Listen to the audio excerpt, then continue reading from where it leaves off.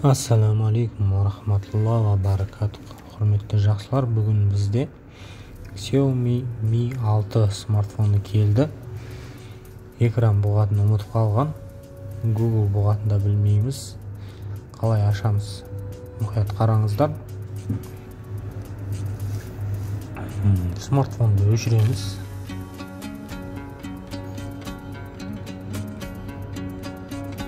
Оны сөндіріп, дауыс ұлғайтқышпен сөндіріп қосатын кнопканы басамыз. Дауыс ұлғайтқыш және включение видео сөндіріп қосатын батырманың екеуін бір мезетте ұстап тұрамыз. Үзбей жалғанған болу керек. Опа. Екеуін осы ұстап тұрамыз. Mi деген жазу шыққан кезде қолымызды жібереміз. Меню пайда болады. Wipe Data'ға кіріп, Wipe Data, Wipe All Data деген басып, толығымен фактыларды қалпына келтіреміз. 6 смартфоны бізде. Тағы да сауаттық фактыларды қайта қалпына келтіріп батырмасын басып жіберейік. Қосымша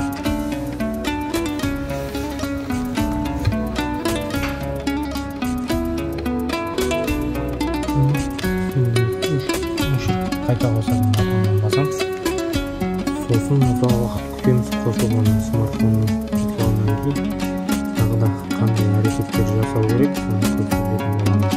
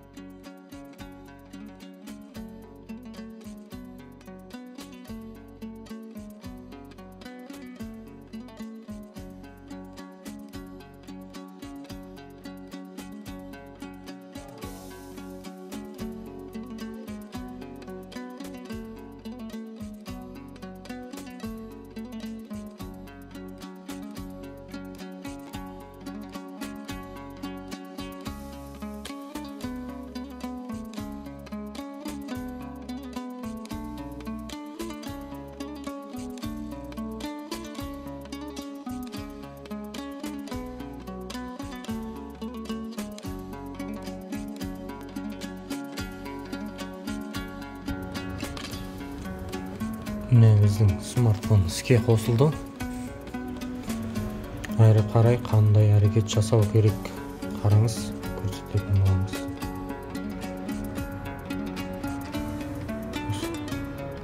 Батырманы басамыз. Тілді таңдаймыз, өзімізге ыңғайлы. Және алдыға қарай әрекет ету батырмасын басамыз. Wi-Fi-ға міндетті түрде жалғану қажет. Wi-Fi болмаса экран бұғатын аша алмаймыз. Құпия сөзін енгізуге қажет. Және алға қарай келсемін, алға қарай батырмаларын басып шығамыз. Смартфон бағдарламасы жаңартылуда.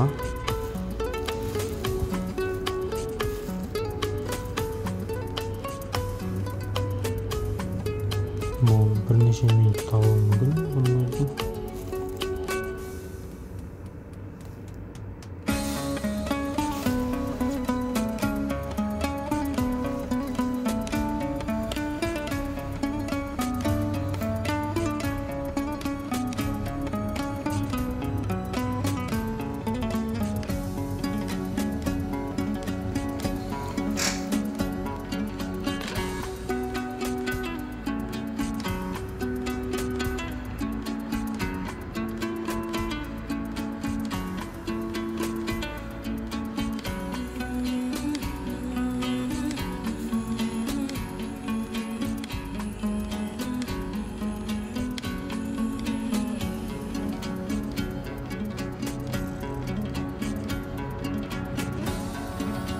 Мұнда ескі смартфондағыны көшіресіз ба, көшірмейсіз ба деп сұрап жатыр. Мен көшірмейміз деген. Көшірмеу деген батырманы басамын. Міне қайтадан ескі Google бұғатын сұрап тұр. Ескі Google аккаунтты да сұрап тұр. Есептік жазбаны енгіздіңіз деп тұр. Артқа қайтамыз, кері қайтамыз. Wi-Fi жалғанатын жерге дейін барамыз.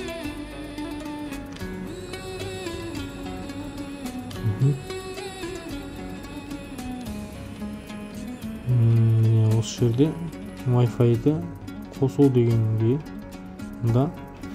www.youtube.com деп жазамыз.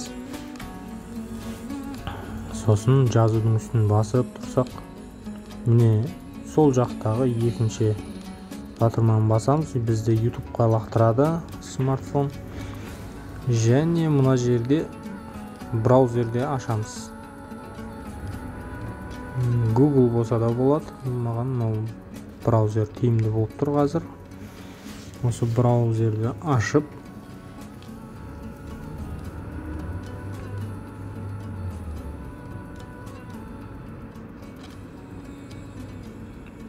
сайт керек енді бізге. Google бұғатын шешетін LED Room Bypass деген сайтқа кіреміз. Не шықты біздің қажетті сайт.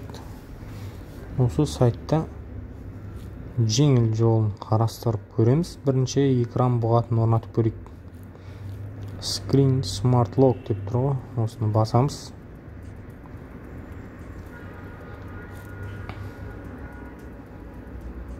Экран бұғаты қойылады ма, қойылмайды ма тексеріп көрейік. Кейде бұл жол көмектеспей қалады, кейде көмектеседі.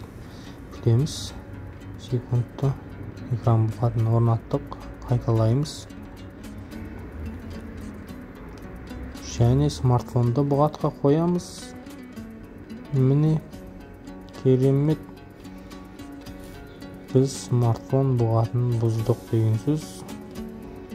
Енді смартфонды бір бақылап шығайық, ішінде не болып жатыр. Сосын перезагрузка. Смартфонды сөндіріп қайта қосамыз. Біздің смартфонымыз пайдалануға толығымен дайын болады.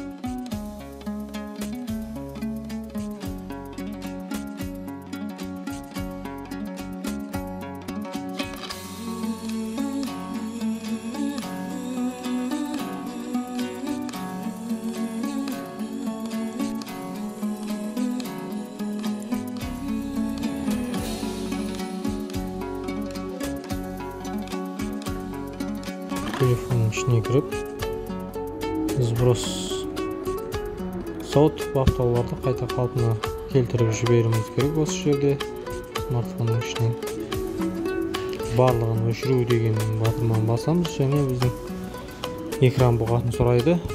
Өзіміз жаңа енгізген экран бұғатты енгізіп, секунд біткеннен кейін әрі қарай батырмасын басуымыз қажет болады.